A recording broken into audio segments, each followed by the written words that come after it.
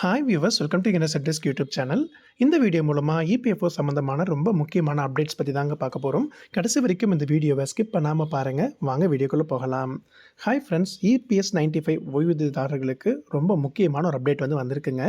EPS 95ல் குறைந்தபட்ச ஓய்வூதியம் ரூ. 7,500 இருக்கிறத உயர்த்துவதாகவும், அது மட்டும் இல்லாமல் அதனுடைய டிஏ மற்றும் மெடிக்கல் அலவன்ஸ் எல்லாமே பார்த்தீங்கன்னா, இதை பற்றின ரொம்ப முக்கியமான அப்டேட்ஸ் எல்லாமே மே 17ஆம் தேதி வெளியாக இருக்கிறதாகவும் ஒரு தகவல் எல்லாமே வந்திருக்குங்க.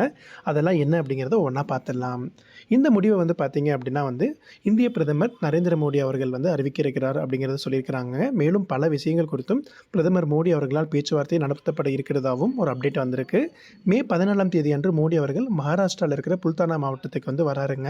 அங்கே பார்த்தீங்க அப்படின்னா இபிஎஸ் 95 ஓய்வுதாரர்கள் ஏற்கனவே கடந்த 7 ஆண்டுகளாக குறைந்தபட்ச ஓய்வூதியம் ரூ. 7,500 மற்றும் டிஏ மெடிக்கல் அலவன்ஸ் எல்லாமே வழங்கப்பட வேண்டும் அப்படிங்கிறத முன்னிறுத்தி உண்ணாவிரத போராட்டம் நடைபெற்று இருந்துச்சுங்க. இந்த போராட்டத்தை முடிவுக்கு கொண்டு வர விதத்தில் பிரதமர் மோடி அவர்கள் நேரில் சென்று இதற்கான ஒரு முக்கிய முடிவு எடுக்கிறதா சொல்லியிருக்கிறாங்கங்க. அது மட்டும் இல்லாமல் இபிஎஸ் 95 ஓய்வுதாரர்கள் மிக நீண்ட காலமாக 300, 500 இந்த மாதிரி தான் மாத ஓய்வூதியம் மட்டுமே வாங்கிட்டு வந்துட்டுருக்காங்க. இது ஒரு கரெக்டான ஸ்டேபிள் இல்லாத நிலையிலாக இருந்துட்டு இருக்கிறதுல 2014ஆம் ஆண்டு ஏற்கனவே குறைந்தபட்ச ஓய்வூதியம் 8,000 நிர்ணயிக்கப்பட்டிருந்துச்சு. ஆனால் அதனுடைய பயன்கள் யாருக்குமே வழங்கப்படவில்லை. இந்த உண்ணாவிரதத்தில் முக்கிய ஒரு காரணமாக எடுத்திருந்தாங்க. அது மட்டும் இல்லாமல் இப்போது இபிஎஸ் 95 ஓய்வுதாரர்கள் எண்ணிக்கை 78 லட்சத்துக்கும் மேலே இருந்துட்டு இருக்கிறதுல 36.6 லட்சம் பேருக்கே 8,000 ரூபாய்க்கு மேலே ஓய்வூதியம் வழங்கப்பட்டு இருக்குங்க. மீதமுள்ளவங்களுக்கு ரூ. 700, ரூ. 300, ரூ. 150 அப்படிங்கிற மாதிரி மாதம் சிறிய தொகைகள் மட்டுமே வழங்கப்பட்டும் வந்துட்டுருக்கு. இந்த நிலையை மாற்றுவதற்காக தான் எல்லா ஓய்வூதியதாரர்களுமே சேர்ந்து சமமான நியாயம் வேணும் அப்படிங்கிறத வலியுறுத்தி போராட்டம் நடத்தப்பட்டு வந்துட்டுருக்குங்க நிறைய இடங்களில் கூட. அது மட்டும் இல்லாமல் கமாண்டர் அசோக் ராவத் அவர்கள் கூட பார்த்தீங்கன்னா ஒரு மீட்டிங்கில் சொல்லியிருந்திருக்காரு. இபிஎஸ் 95 ஓய்வுதாரர்கள் பணிபுரிந்த காலத்தில் 20 லட்சத்திலிருந்து 25 லட்சம் வரைக்கும் இபிஎஃப்ஓக்கு பங்களிப்பு கொடுத்துட்டு இருந்தாங்க. அந்த ஓய்வுக்கு பிறகு அவர்களுக்கான உரிய ஓய்வூதியம் கிடைக்கல அப்படிங்கிற மாதிரி சொல்லியிருந்தாங்க.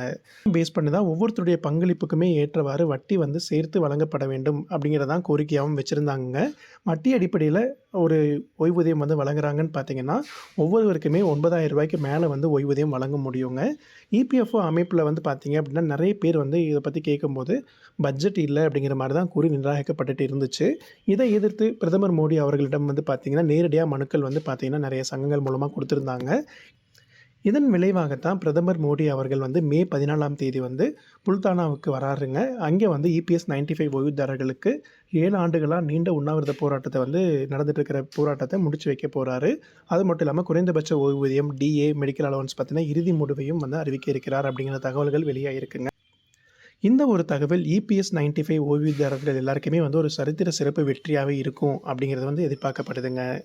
இப்போது வந்திருக்கிற இபிஎஸ் சம்மந்தமான ஓய்வூதிய அப்டேட் இதுதாங்க. இந்த வீடியோ பிடிச்சிருக்குன்னா லைக் பண்ணுங்கள். மறக்காமல் உங்களோட நண்பர்கள் எல்லாருக்குமே ஷேர் பண்ணுங்கள்.